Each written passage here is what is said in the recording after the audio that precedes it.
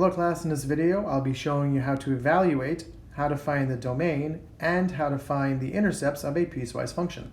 Let's begin. Given the piecewise function below, answer questions A through E. Okay, and before I do that, I'm going to tell you what a piecewise function is. A piecewise function is a function that is defined using different equations on different parts of the domain. Okay, now taking a look at the piecewise function f of x, notice there are two equations. The first one is the square root of the quantity x plus 4, and the domain of that piece is -4 is strictly less than x, which is less than or equal to 0. So here, this is the domain where the graph of the square root of the quantity x plus 4 is located.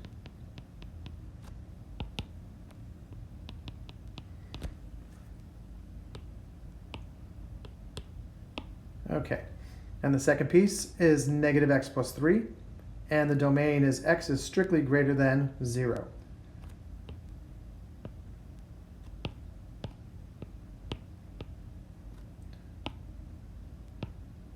So here is the domain where the graph of -x plus 3 is located. And so now I'm going to use this information to answer questions A, B, and C. So here, we're going to evaluate these four expressions that I'm highlighting in purple, starting with f of -5. So for this example, x is equal to -5. So I want to find the equation whose domain contains the value of -5. But if we take a look at the first equation, -5 is actually less than -4. And in the second equation, -5 happens to be less than 0. So we can conclude that neither equation contains -5 in the domain. So here we can conclude that this value does not exist.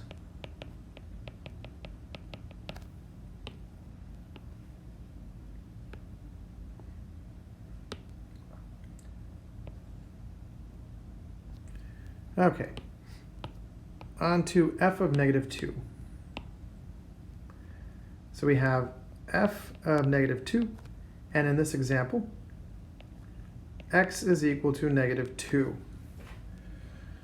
So if we're taking a look at the domains of each of the equations, you'll notice that -4 is indeed less than -2, and -2 is less than or equal to 0. So here we're going to use the top equation.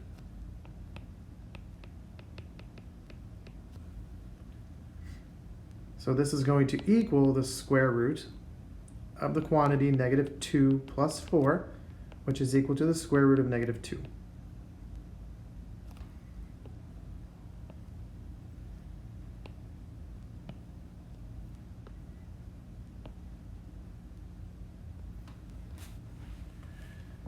Okay. Next, we're going to have f of 0.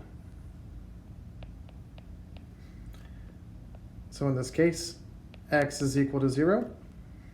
And it is true that -4 is less than 0, and that is definitely equal to 0. So again, we're going to use the top equation. So this is equal to the square root of the quantity 0 plus 4, which is equal to 2.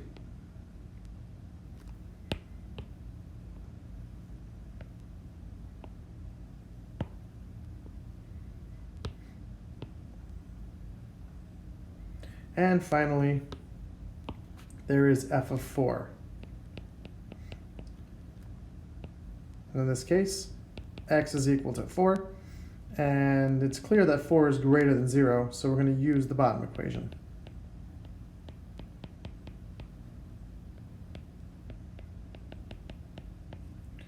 So this is equal to negative 4 plus 3, which is equal to negative 1.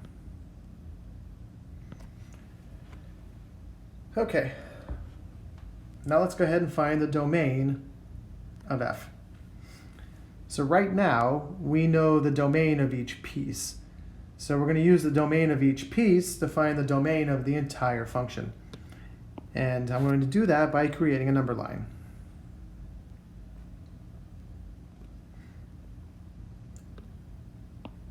And the first piece's domain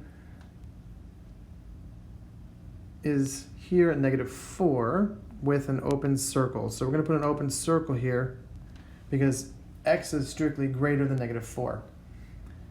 Next, we're going to go to 0. And we're going to place a closed circle there because x can equal 0. And we're just going to connect those two dots. The domain of the second piece is x is strictly greater than 0. So I'm just going to place an open circle around here. That doesn't change the fact that there's a closed circle at 0. And travel to the right towards infinity forever. Okay, so the domain of the function f is going to be a combination of these two domains right here. And I can write the domain in two different ways. First, in set builder notation.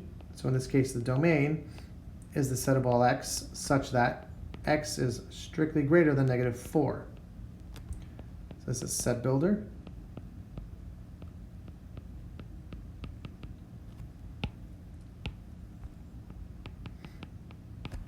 And we can also write the domain in interval notation as such.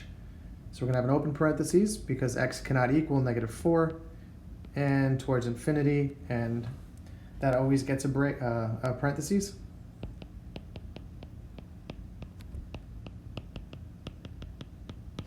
And there is the domain of the entire function. Okay, and finally on to the intercepts. So what I'm going to do is I'm going to start by finding the vertical intercept first, because that tends to be easier when we work with piecewise functions. Okay, so for the vertical intercept, which is the y-intercept, we are going to let x equal 0. So we want to evaluate f of 0. And we've already done that in part A. In part A, we determined that f of 0 was equal to 2. So this is equal to 2, and the vertical intercept is 0, 2.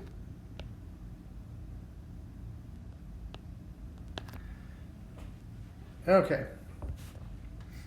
Next is the horizontal intercepts, and these can be a little tricky. So what we're going to do here is we're going to set each equation equal to 0 and determine which solution or solutions are in the domain of the equation. Okay, so for the first one we have the square root of x plus 4 is equal to 0. To solve that, we have to square both sides. So we have x plus 4 is equal to 0, so that way x is equal to negative 4. However, negative 4 is not less than negative 4. So x is equal to negative 4 is not in the domain of the square root of x plus 4. So negative 4, 0 is not an intercept.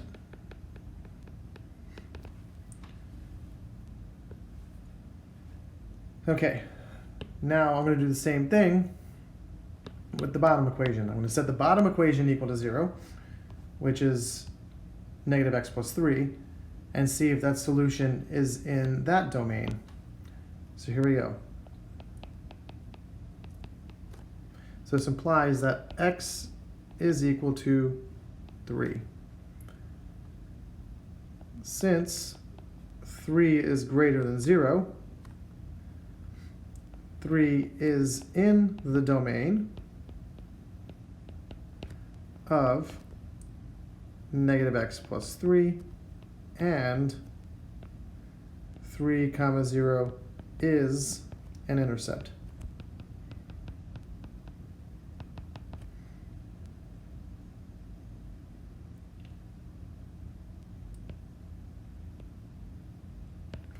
And we are done. Now, in the next video, I'm going to show you how to graph this piecewise function right here by hand and by using the graphing tool Decimus.